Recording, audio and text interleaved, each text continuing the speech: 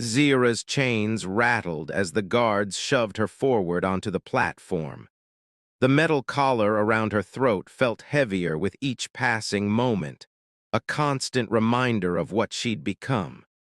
Through the bars of her holding cell, she'd watched 12 others sold before her, some to mining operations, others to industrial complexes where life expectancy was measured in months rather than years.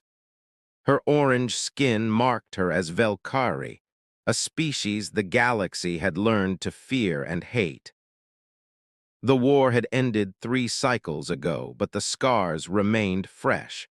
Velkari prisoners fetched low prices now, purchased mainly for the most dangerous work where owners didn't care about survival rates. The auctioneer's voice droned through her translator implant. Lot 47. Female Velkari, age 23 standard years. Healthy specimen, moderate strength rating. Zira kept her violet eyes fixed on the floor, her blonde hair falling forward to hide her face. She'd learned not to make eye contact. Defiance only brought pain, and she'd endured enough of that in the detention centers. The bidding started low. Her heart sank further with each dismissive offer. Then a new voice cut through the chamber, human, speaking in heavily accented but clear galactic standard. 5,000 credits. The room fell silent. It was triple the going rate for Velkari labor. Zira risked a glance upward and immediately regretted it. A human stood near the back of the chamber, tall and broad-shouldered, wearing the simple coveralls of a colony farmer. Humans were notorious, everyone knew the stories.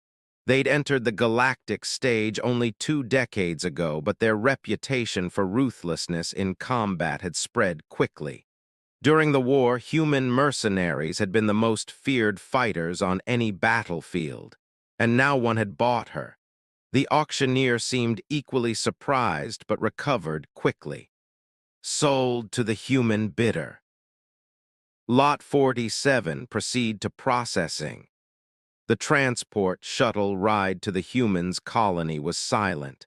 Zira sat in the cargo hold, still chained, watching her new owner through the mesh barrier. He'd introduced himself as Marcus Webb, then said nothing else for the entire 2-hour journey. She studied him carefully, trying to predict what horrors awaited her. His hands were scarred, she noted, the hands of someone familiar with violence. He carried himself with the easy confidence of a predator. Everything she'd heard about humans suggested she should be terrified, and she was. When they landed, Marcus finally spoke. "Can you walk in those, or do they need to come off?" Zira stared at him, confused by the question. I can walk." He nodded and opened the cargo door. She stumbled out into harsh sunlight, squinting against the brightness. Before her stretched fields of some crop she didn't recognize, golden stalks swaying in the breeze. In the distance sat a modest dwelling, surrounded by various outbuildings. "This way," Marcus said, starting toward the main house. Zira followed, her chains clinking with each step. She expected him to lead her to a work shed or maybe a kennel, somewhere befitting a purchased laborer. Instead, he brought her into the house itself, into what appeared to be a kitchen. "Sit down," he said, gesturing to a chair. She sat, every muscle tensed. This was it. Whatever he planned to do, it would happen now.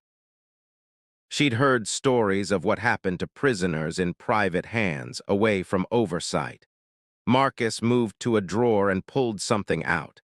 Zira's breath caught as she saw what it was, a cutting tool, small but clearly sharp. He approached her and she couldn't stop herself from flinching backward. He paused, his brown eyes meeting hers with an expression she couldn't quite read. "I'm going to remove your chains," he said slowly. "I need you to stay still. I don't want to accidentally cut you." Zira's mind reeled. Remove her chains? Why? Because you don't need them. He knelt beside her chair. "Hold still." She obeyed, too shocked to do otherwise. The cutting tool hummed to life, and within moments the shackles around her ankles fell away. Then he moved to her wrists, carefully cutting through the metal bands that had rubbed her skin raw. Finally, he reached for the collar around her neck. "This one's trickier," he muttered. "Tilt your head back a bit." Zira complied, barely breathing as the human worked inches from her throat. One wrong move with that tool and he could kill her easily. But his hands were steady, careful, and in less than a minute the collar clattered to the floor. For the first time in 8 months, Zira was unchained. Marcus stepped back, gathering up the discarded restraints. "Better," she touched her throat, feeling the bare skin where the collar had been. "I don't understand." "What's not to understand? You can't work properly in chains." He tossed the restraints into a bin. "Are you hungry?" Yes, but good, I'll make something." He moved to a cooling unit and began pulling out various items. "Do Velkari have any food restrictions I should know about? Allergies, dietary needs?" Zira watched him in complete bewilderment. "No, but what do you want from me?" Marcus paused, a container of something in his hand. "I need help on the farm. It's harvest season, and I can't manage it alone." "You'll work the fields, help with processing, general maintenance. In exchange, you get room, board, and a wage." "A wage?" The word felt foreign in her mouth. "Yeah, a wage, standard colony rate for agricultural labor." He set the container down and looked at her directly. "Look, I know what you're thinking. You've heard stories about humans. Maybe they're even true, some of them. But I'm not going to hurt you, Zira. You work, I pay you, we both benefit, that's it." "Why did you buy me then?" "You could have hired someone for less than 5,000 credits." "Could I?" He opened the container and began assembling something on a plate. "Most species won't work for humans. They're either scared of us or they don't want to be associated with us. And the few who will work want triple the normal rate because they consider it hazard pay." He slid the plate toward her, some kind of sandwich, she realized. "You were the best option available." Zira stared at the food. "This could be poisoned." Marcus sighed, took the sandwich, bit into it himself, chewed and swallowed. Then he made another one and placed it in front of her. "Not poisoned, eat." Slowly, she picked up the sandwich. The first bite was cautious, but flavor exploded across her tongue: fresh bread, some kind of protein, vegetables, and a tangy sauce. She hadn't tasted real food in months. Prison rations were nutritionally adequate but utterly flavorless. Before she knew it, she devoured the entire sandwich. "There's more if you want it," Marcus said, already assembling another. "I don't understand you," Zira said quietly. "Humans are supposed to be cruel, violent." "Some are, most aren't." He handed her the second sandwich. "Same as any species, I'd guess. Your people fought a war with the Galactic Council. Does that make every Velkari cruel?" She had no answer for that. The first week was the strangest of Zira's life. Marcus showed her around the farm, explained the work that needed doing, and then let her do it. No beatings, no threats, no punishments. When she made mistakes, and she made several unfamiliar with agricultural work, he simply showed her the correct method and moved on. He'd given her a room in the house, small but private, with an actual bed. The first night she'd barely slept, certain this was all some elaborate trap. But morning came without incident, and Marcus simply made breakfast and asked if she was ready to start work. The labor was hard. Harvesting the grain crop required long hours under the hot sun, lifting and carrying heavy loads. But Marcus worked right alongside her, never asking her to do anything he wouldn't do himself. And when the day ended, there was always food, water, and the freedom to rest. By the end of the second week, Zira found herself watching Marcus with growing confusion. He didn't fit any pattern she'd been taught to expect. When she'd been injured, a minor cut from a sharp stalk, he'd immediately stopped work to bandage it. When she'd overexerted herself and collapsed from heat exhaustion, he'd carried her inside, given her water and electrolytes, and insisted she rest for the remainder of the day. "Why are you doing this?" she asked one evening as they sat on the porch, watching the sunset paint the sky in shades of purple and gold. "Doing what?" "Being kind to me. I'm Velkari. My people killed humans during the war." Marcus was quiet for a long moment. "Did you kill any humans?" "No, I was a medical technician. I treated wounded soldiers, but I never fought." "Then what do you have to do with what other people did?" He leaned back in his chair. "My brother was killed in the war. Human ship, wrong place at the wrong time when a Velkari cruiser opened fire. I could hate your entire species for that, I suppose, but my brother wouldn't have wanted that. He believed in judging people as individuals, not as members of a group." Zira felt her throat tighten. "I'm sorry about your brother." "Me too." Marcus stood, stretching. "Get some sleep. Tomorrow we start processing the harvest for shipment. It's going to be a long day." 3 months passed. The harvest was completed, processed, and sold.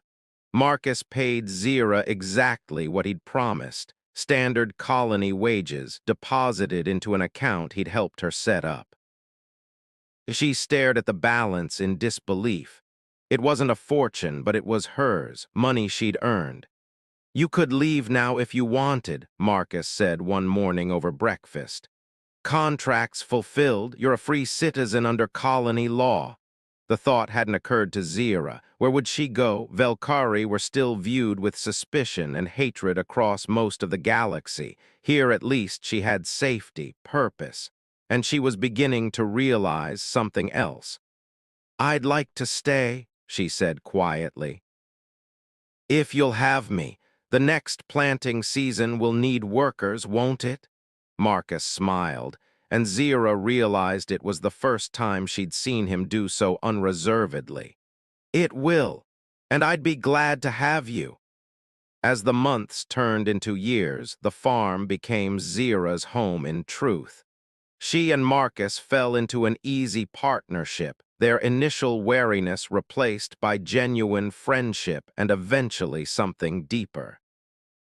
She learned that his gruffness hid a deeply compassionate nature, and he learned that her quiet demeanor concealed a sharp wit and fierce determination.